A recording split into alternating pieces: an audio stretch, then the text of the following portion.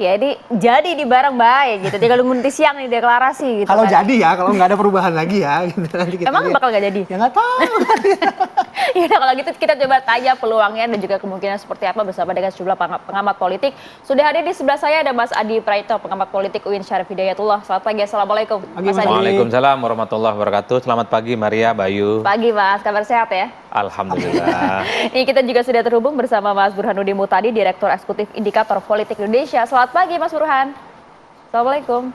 Pagi Ayah, pagi Bayu. Pagi, Waduh, Mas. semangat sekali Mas Burhan. Kita tahan dulu ya. Saya mau ke Mas Adi dulu ya, Mas Burhan, ya izin ya. Mas Adi, jadi kemungkinan besar ini akan deklarasi siang hari ini. Dan sebenarnya kemungkinannya seberapa besar sih paket Anies Caimin ini, Mas Adi? Kalau mendengar dari statement politik dari teman-teman PKB mulai kemarin, tadi malam, dari beberapa diskusi yang kita lakukan, bahwa hari ini hakul yakin, ba'da zuhur, mereka akan melakukan deklarasi politik soal launching ya secara terbuka duet antara Anies Baswedan dan Muhaimin Iskandar. Jadi kalau tak ada tsunami politik, kalau tak ada gempa politik, saya juga termasuk yang meyakini bahwa ini barang akan jadi launching, akan jadi cawapres yang akan ikut pemilu di 2024. Itu tentu saja, semoga tak ada badai dan tak ada huru hara di tengah jalan. Itu yang pertama ya. Yang kedua, banyak orang yang kemudian merasa tiba-tiba kaget dengan pasangan ini ya. Saya nggak terlampau kaget. Karena memang sejak awal AHY itu memang tidak diminati oleh Anies dan Partai Nasdem. Buktinya setelah Anies dideklarasikan sebagai kandidat capres oleh Nasdem, AHY itu tidak pernah jadi prioritas. Ada surat Mas yang mengajak meminang AHY itu yang ditulis langsung oleh Anies Oh Baswedan. iya, tapi kan harus diakui AHY itu tidak pernah disebut sebagai prioritas cawapres. Padahal Anies dulu dipersepsikan nggak mungkin bisa maju tanpa AHY. Nasdem itu tiap hari sibuk menyebut nama-nama figur-figur di luar AHY dan dari kalangan Nahdlatul Ulama. Ada Hovifah, ada Yeni Wahid, sempat juga muncul nama Mahfud MD. Begitupun di kubunya Prabowo Subianto. Orang juga tahu bahwa Muhaimin sangat kelihatan tidak diinginkan oleh Prabowo sebagai pasangannya maju di Pilpres. Tapi kan Muhaimin berusaha untuk sabar, istiqomah. Siapa tahu ada hilal politik yang segera akan mengumumkan dirinya sebagai kandidat capres. Setahun 19 hari PKB per hari ini itu sudah berkoalisi kan dengan Gerindra. Tapi Muhaimin tidak diumumkan sebagai capres. Jadi wajar kalau kemudian ya pertama PKB keluar dari barisannya Prabowo. Kemudian misalnya Demokrat ini patah hatinya nggak karu-karuan kira-kira begitu. Ini yang kemudian dianggap mengejutkan itu karena dua tokoh ini kemudian berduet, Pak. Karena dari berbagai kutub manapun, ini tidak ada penjelasan apapun. Secara ideologi, secara basis konstituen, dan bahkan dari analisa-analisa dari survei, termasuk simulasi yang selalu dimunculkan, itu tidak pernah ada pembicaraan soal bagaimana Anies itu bisa berduet dengan Muhaimin Iskandar. Ini yang disebut dengan bainas sama wal lubang sumur. Jadi antara langit dan lubang sumur betul, orang tidak pernah mengira ini akan jadi barang untuk maju di 2024. Yang ingin saya katakan adalah bahwa inilah dinamika politik kita yang memang suka berakhir, kemudian ada dinamika yang tidak mungkin bisa dijangkau oleh kebanyakan orang. Dan kacaunya lagi, kira-kira begitu, kalau kita membaca berita per tadi malam, tiba-tiba ada surat yang kemudian kemungkinan akan memeriksa Caimin gitu ya dalam kasus-kasus tertentu di KPK yang terjadi beberapa tahun yang lalu. Ini kan orkestrasi politik saja, kita tinggal nikmati. Apakah ini bagian dari huru hara? Apakah ini bagian dari gempa politik? Apakah ini bagian dari tsunami? Wallahu a'lam bishawab. Oke, saya ke Mas Burhan. Mas Burhan, sebelumnya kami ucapkan selamat atas guru besarnya ya, Mas Burhan. Selamat Mas Burhan. Dan saya ini mengutip tweetnya Mas Burhan langsung ya. Ada 3 misteri Tuhan katanya. Mas Burhan kemarin nge-tweet. Jodoh, kematian, dan Muhaimin Iskandar. Nah ini kan ada sebuah kekagetan begitu mengenai duet Anies Baswedan dan juga Muhaimin Iskandar. Kalau analisisnya Mas Burhan, apa yang terjadi di belakang ini dan kemudian kalkulasi antara Anies Baswedan dan juga Muhaimin Iskandar di 2024 itu seperti apa?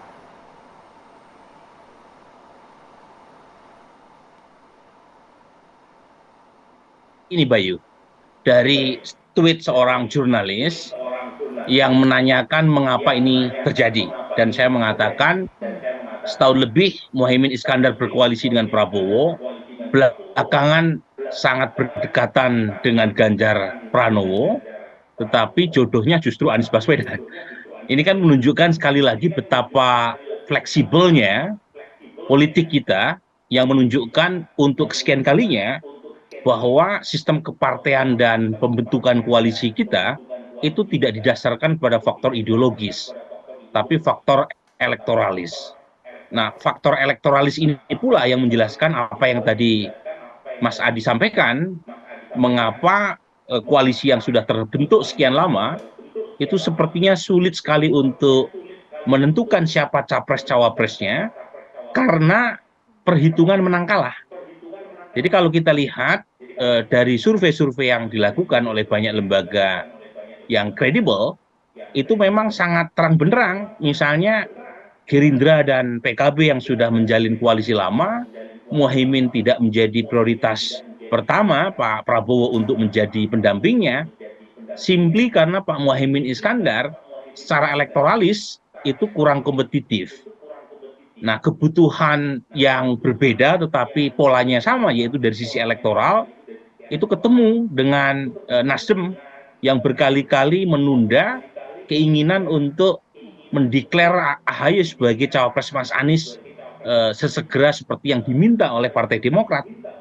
Jadi karena Nasdem melihat kekurangan elektoral Anies Baswedan di wilayah Jawa Timur dan Jawa Tengah, maka perlu dicari tokoh NU yang kuat secara elektoral untuk menambal kekurangan dukungan Mas Anies Baswedan.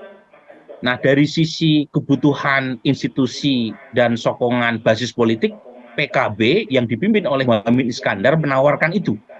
Tetapi dari sisi personal, tetap ada PR yang harus dikerjakan kalau misalnya Mas Anies memilih Muhaimin Iskandar. Karena pilihan pemilih itu tidak serta-merta sejalan dengan keputusan partai. Dan itu terekam dalam survei indikator misalnya, basis PKB yang sudah setahun lebih oleh elitnya dibawa ke Gerindra, ternyata mayoritas konstituennya malah memilih Ganjar Pranowo. Dan hanya sebagian yang memilih Pak Prabowo dan sebagian kecil memilih Anies Baswedan. Nah, ini tentu akan menjadi PR kalau misalnya Anies meminang Muhaimin. Pertanyaannya apakah kebutuhan elektoralis itu akan terpenuhi ataukah jangan-jangan lebih solid kalau misalnya tetap bersama AHY. Jadi faktor-faktor ini, Bayu, saya kira yang akan mewarnai ke depan. Selain tentu ada interupsi terkait dengan isu-isu hukum yang mulai mencuat, tetapi di atas segalanya pilihan Nasdem terhadap PKB untuk berlayar di 2024 itu pilihan yang sangat pragmatis elektoral, tetapi punya justifikasi empirik. Meskipun lagi-lagi jadi tidaknya Mas Anies berlayar sangat ditentukan oleh dinamika politik dalam 1-2 bulan ke depan. Oke, Mas Burhan, kalau misalnya tadi Mas Burhan menyebutkan ada dasar elektoral begitu ya, apalagi gini, apa yang disampaikan Mas Burhan pasti juga sudah sangat dipahami oleh ketua-ketua umum partai gitu. Mereka juga sudah pasti mapping, menganalisis dan lain sebagainya. Tapi kan dari survei, termasuk juga dari tempatnya Mas Burhan, nama Anies Baswedan dari 3 baca pres selalu di bawah. Kemudian nama Caimin juga kalau tidak salah hanya di bawah 1% gitu. Pertimbangan apa elektoral kalaupun misalnya dengan kondisi saat ini memajukan keduanya? Ya, untuk Mas Anies di survei saya masih 23,9% ya. Jadi meskipun peringkat ketiga, tapi selisihnya itu tidak terlalu jauh dibanding peringkat kedua dan pertama. Kemudian dari sisi pasangannya, yaitu Muhaimin Iskandar, memang secara individual Gus Muhaimin ini kecil, kurang kompetitif ya. Bahkan kalah dibanding AHY. AHY ini top 3 sebagai cawapres. Tapi kalau kita bedah anatomi pendukung AHY sebagai cawapres, itu umumnya adalah mereka-mereka yang sudah kepincut dengan Mas Anies. Jadi pilihan Mas Anies sebagai capres itu overlap dengan basis pendukung AHY di Indonesia bagian Barat. Jadi kalau misalnya dipasangkan, itu tidak memberi added value secara elektoral. Nah, untuk Muhaimin, itu daya tariknya bukan secara personal, tapi daya tarik PKB-nya. Ya, PKB ini kan partai pemenang bersama PD Perjuangan di Jawa Timur, dan termasuk partai yang cukup kuat di Jawa Tengah. 2 wilayah yang Mas Anies sangat kering kerontang. Di Jawa Tengah Mas Anies cuma dapat 9%, survei bulan Agustus awal, kemudian di Jawa Timur cuma dapat 12%. Jadi betul-betul membutuhkan vitamin elektoral yang diharapkan datang dari calon yang punya basis struktur politik yang kuat. Tetapi PR-nya memang kembali ke tadi, Bayu. Tidak serta-merta kalau PKB mendukung Anies Baswedan, itu basis masanya setuju. Itu ada banyak tahapan yang harus dilalui ya. Pertama adalah Muhaimin Iskandarnya sendiri belum seluruhnya solid didukung oleh konstituennya. Jadi ini menarik kan, warga NU, orang yang merasa dekat dengan NU itu 55% dari total orang Islam dekat dengan NU, tetapi yang memilih PKB cuma 9,7%. Artinya banyak orang NU yang memilih partai lain.